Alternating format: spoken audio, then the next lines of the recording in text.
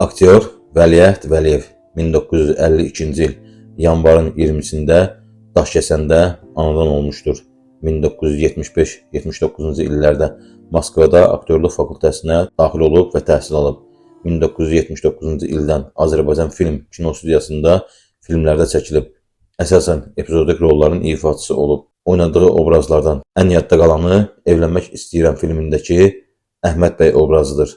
Aktyor Bəyin oğurlanması, Qanlı Zəmi, Qara Volqa, Ölsən bağışla, Anlamaq istəyirəm, Dad, Cəza, Boş yer, Bir nəfər hamıya görə, Bəlkə, Evlənmək istəyirəm, Əlavə iz, Əzablı yollar, Gözlə məni və s. filmlərdə epizodik rollarda çəkilib. Son 15 il müddətində Amerikanın New York şəhərində yaşayan Vəliəhd Vəliyev 10 sentyabr 2015-ci ildə vəfat edib və orada dəfn olunub. Allah rəhmət eləsin.